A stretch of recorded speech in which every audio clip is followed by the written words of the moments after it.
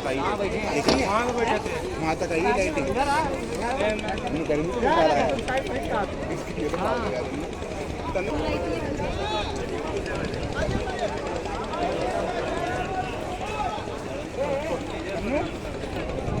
ये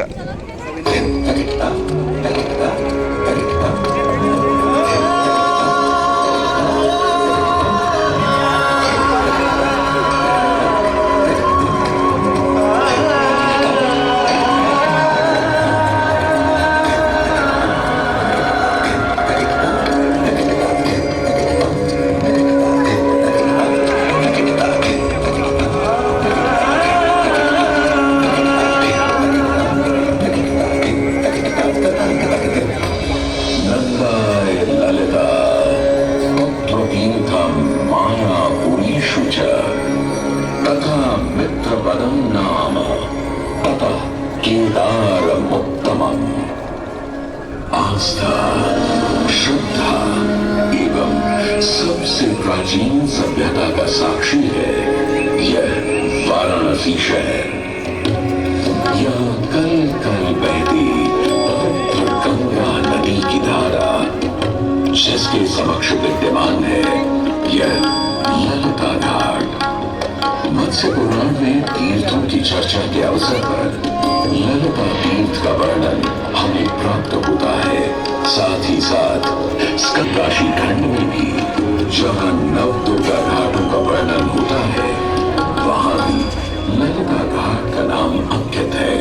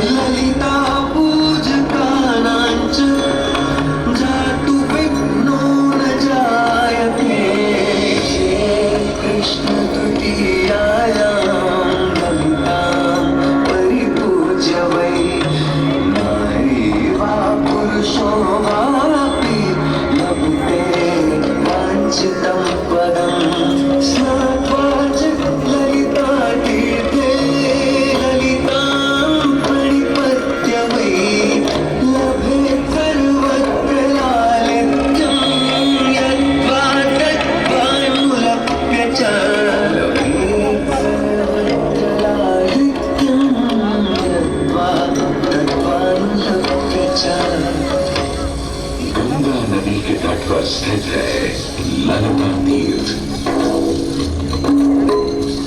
जहां क्षेत्र रक्षा करने वाली दुर्गा रूपी ललिता गौरी का निवास है, जिनकी सभी श्रद्धालु सर्व प्रकार संपत्ति लाभार्थ पूजा अर्चना करते हैं। इस घाट की सबसे विशेष बात यह है कि यहाँ शिव के साथ शक्ति के दर्शन भी श्रद्धालुओं को मिलते हैं। घाट के ऊपर गली में मां दुर्गा को समर्पित देवी ललिता का मंदिर विद्यमान है। साथ ही साथ यहाँ काष्ठ एवं ईंट से बना राजराजेश्वर मंदिर भी स्थापित है। भगवान शिव को समर्पित काशी में यह मंदिर नेपाल के पशुपति मंदिर का प्रतीक रूप है। वर्तमान में सुशोभित यह ललिता घाट पूर्व में 3 भागों में विभक्त था। दक्षिण दिशा की ओर से चले तो नेपाली घाट, ललिता घाट एवं राजराजेश्वरी घाट। इनका उल्लेख सन 1930 में मोतीचंद जी ने किया था, जहां नेपाली घाट एवं ललिता घाट के पक्के निर्माण का श्रेय नेपाल के महाराजा बहादुर शाह को जाता है, तो वहीं राजराजेश्वरी घाट के निर्माण का श्रेय सिद्धगिरी जी को जाता है। कालांतर में नेपाली एवं राजराजेश्वरी घाट ललिता घाट में ही समाहित हो गए, ऐसी मान्यता है।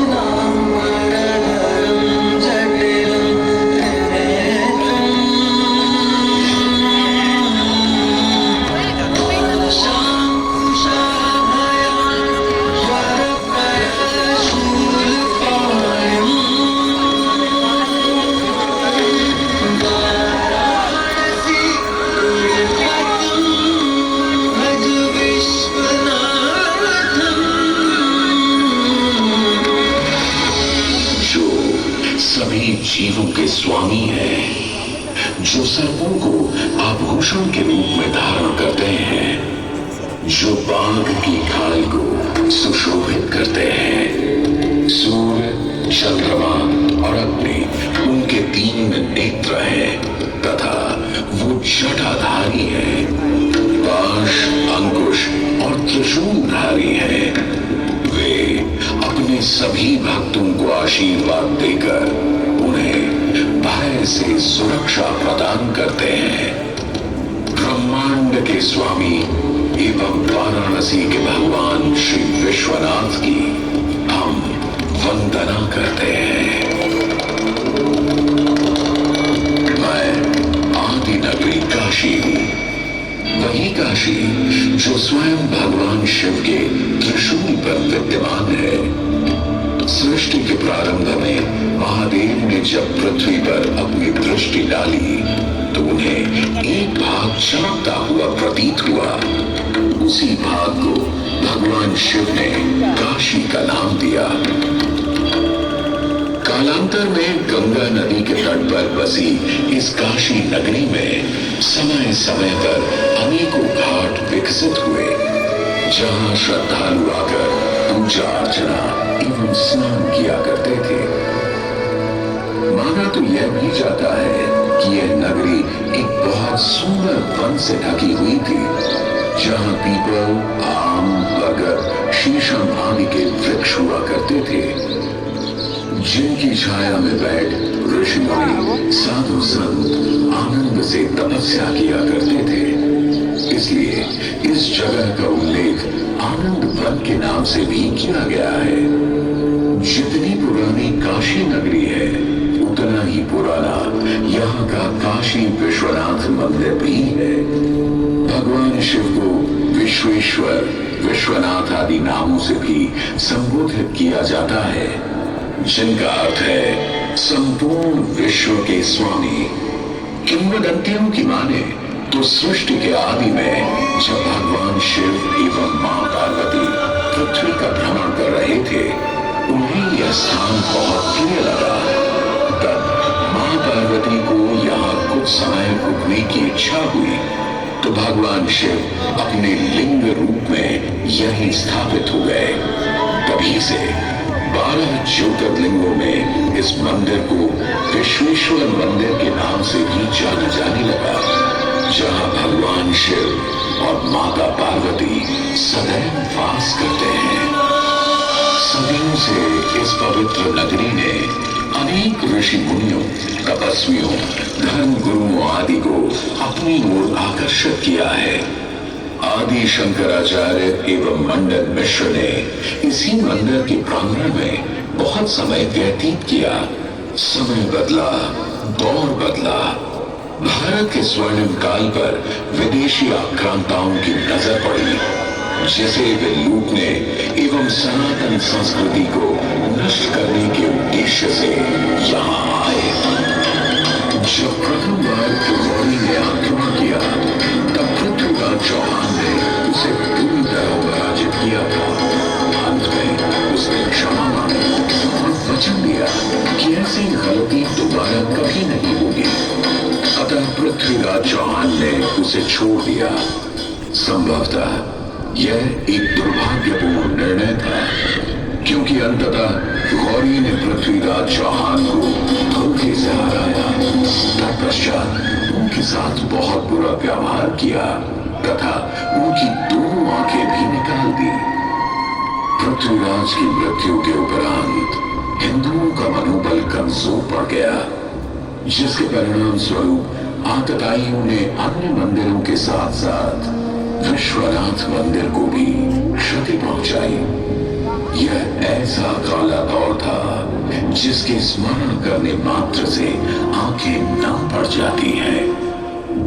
परंतु समय सदा एक सा नहीं रहता और दुख के ये बादल भी सुख में बदलने वाले थे। एक धार्मिक सम्मेलन में राजा टूडरमल की भेंट नारायण भट्ट से हुई। नारायण भट्ट एक बहुत धनी व्यक्ति थे। दोनों ही धार्मिक इंसान थे और नित्य प्रति भगवान की पूजा अर्चना करते